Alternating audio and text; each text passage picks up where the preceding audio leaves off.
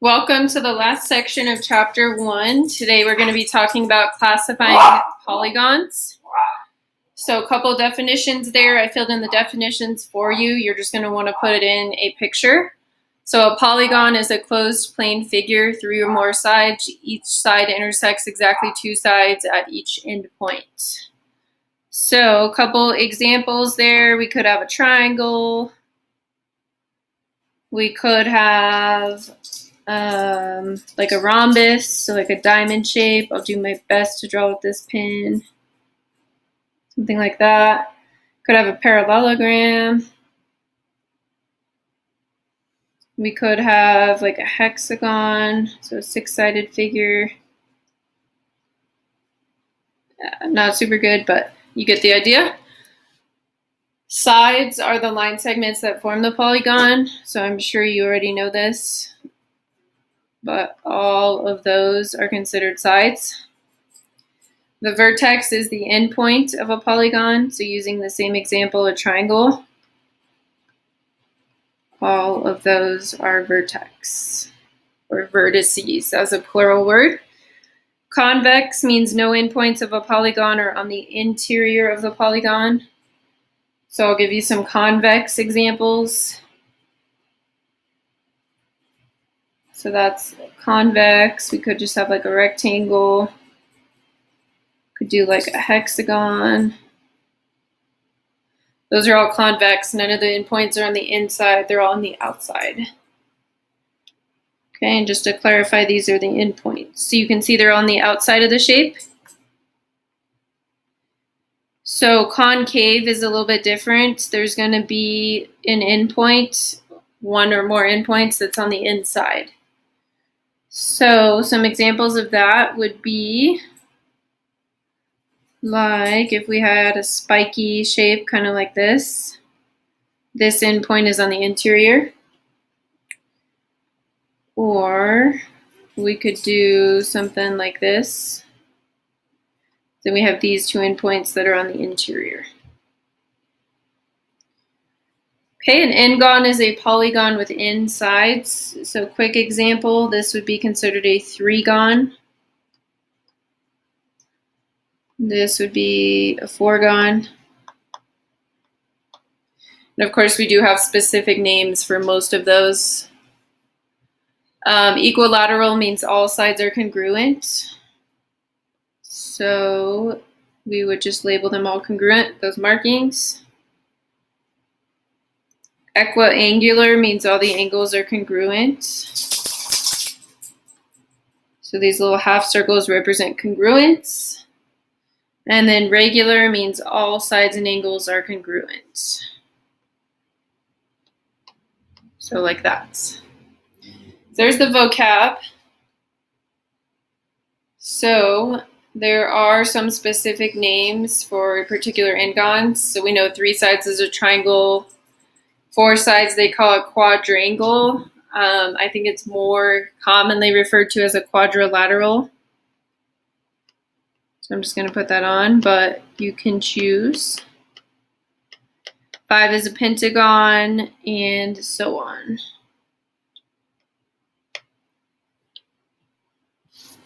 Okay, so, oops, I did skip some stuff at the top though, so let's go back to that. So tell whether the figure is a polygon and if it's convex or concave. So this one is a closed figure, so yes, it is a polygon. And that would be considered convex. There's no endpoints on the interior. This one is also a polygon. It is closed off. It is concave because there is a point on the interior. This would not be considered a polygon by itself. It's really 2 on top of each other, so we can't have like this line here in the middle. This is kind of hard to see on here, but this is a no-no. We can't have curved sides for it to be considered a polygon, so no. So no curved sides, they all need to be lines. Okay, and then this last part is labeling them. So this has 4 sides, so it's either a quadrangle or a quadrilateral, whatever you prefer. So I'll just use their term. We know this is a triangle. And then 6 sides is a hexagon. I'll finish it over here so you can read it. Okay, hexagon. So that's that page.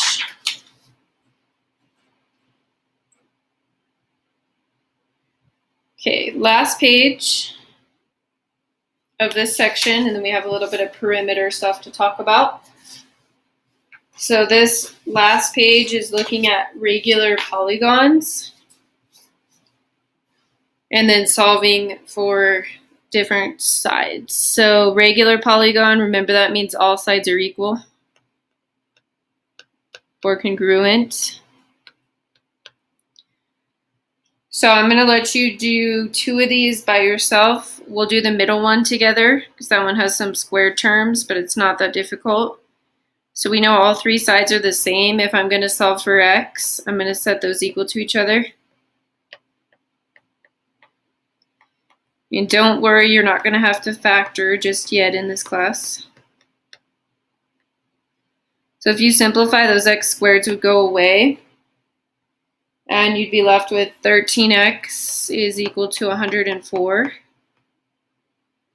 And that divides out to 8.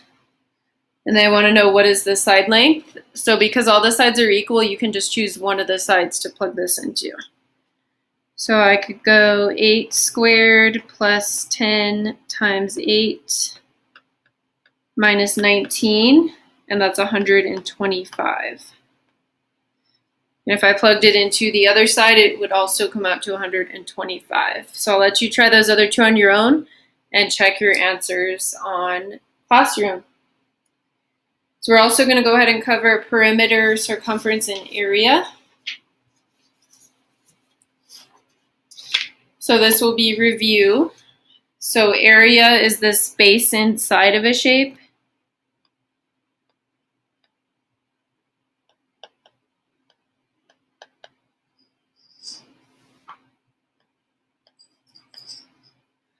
And then perimeter is the distance around the shape,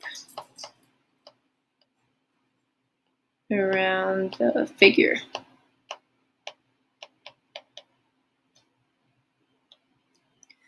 So an easy way to think about this, if you're thinking about like a room that you're going to decorate, the area would tell you how much like square footage you have to put furniture, beds, that kind of thing. And the perimeter would tell you the wall space. So like if you're trying to paint, you'd want to look at the perimeter. Or if you're going to hang up like Christmas lights around the edges of your room, you'd want to look at the perimeter. But if you're trying to fit stuff in the space, you'd look at the area. So the common formulas are listed for you there for a triangle, rectangle, and a circle. We'll do many more shapes later on in this course, but for this chapter, we're just going to stick to the basics. So I'm going to do some of these with you. I'm going to let you try that first one on your own, but I'm going to talk about the second one with you.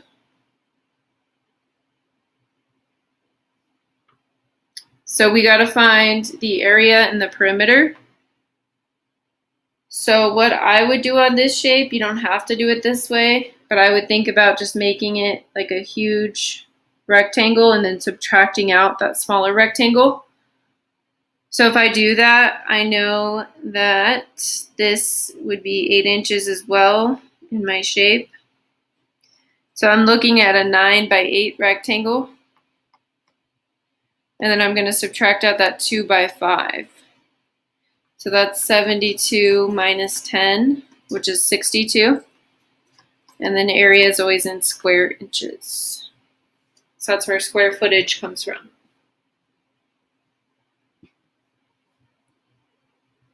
Okay, then perimeter. So perimeter, I'm going to have to use a different strategy. Oops, that was supposed to go under area. So this is the distance around the shape. So what I'm going to do is fill in what these measurements would be. So if I know the whole side is 8 inches, and I'm taking out 2 of those inches, I know this is 6 inches right here. And then the only other piece I need is this side here. So to figure that out, I know that entire side is 9 inches. We've taken out 5 inches here, so this would have to be 4 inches. So I'm going to add up all those sides that go around the shape. So that would be, and I'm just going to do it in the area column since I have room. 6 plus 5 plus 2 plus 4 plus 8 plus 9, which is 34 inches. So that is an example there for you, and then I'll do a couple of the ones on the back with you. Okay, so on the back, we'll go ahead and do this one where we have a shaded in shape, and we're trying to figure out the area of just the shaded in figure. So this is going to be 2 squares. So I know that it's 4 all the way around this shape, and it's 12. So if I'm trying to find the area, I'm going to take 12 times 12, and then I'm going to subtract out 4 times 4. So that comes out to 144 minus 16, which is 128. We don't know the units, so I'm just going to say units squared. If I want to find the perimeter, I'm just going to add up all the sides. So I'm going to have 12 plus 12 plus 12 plus 12 minus 4 plus 4 plus 4 plus 4. So that's 48 minus 16, which is 32 units. Okay, and then I'm going to go ahead and do this basketball court one with you, and then I'll have you try the pavement one on your own. You can check your work on Classroom. So Gary's beginning to lay down the tape for a basketball court in his driveway. How much tape has he used? Okay, so we're looking at this here, this here, this here, this here, this middle part, this circle, and then these 2 semicircles is all the tape he's used.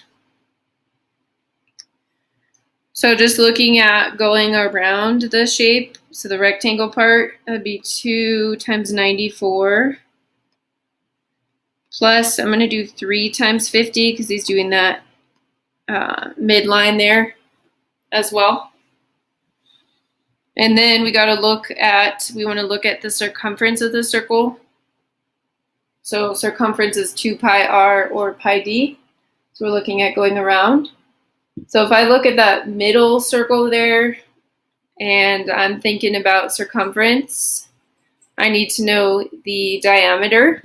So the diameter is all the way across the circle going through the center. So that would be 12. And I know it's pi times diameter, so it's 12 pi. And then to get those 2 semicircles, I'm just going to think of those as one circle. So if I put the 2 together, it'd be one circle. The diameter there is 44. So now to add all that up, you'd need to use a calculator with pi. And that comes out to 513.84 feet. And it is just in feet because we're talking perimeter.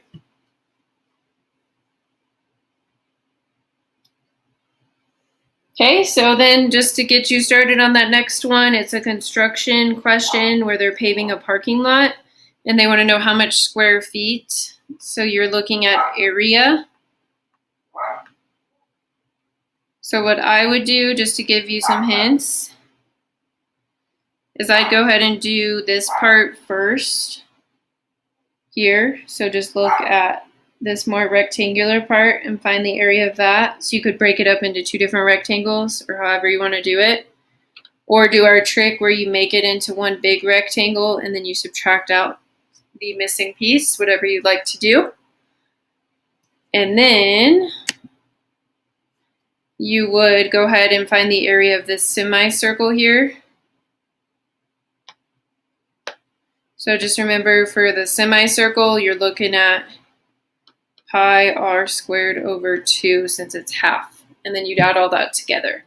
So try that out on your own, and then you can check your answer on Classroom. That's it for chapter 1. Great job. You survived the first chapter. Keep those notes handy because we're going to have a test soon. See you next time.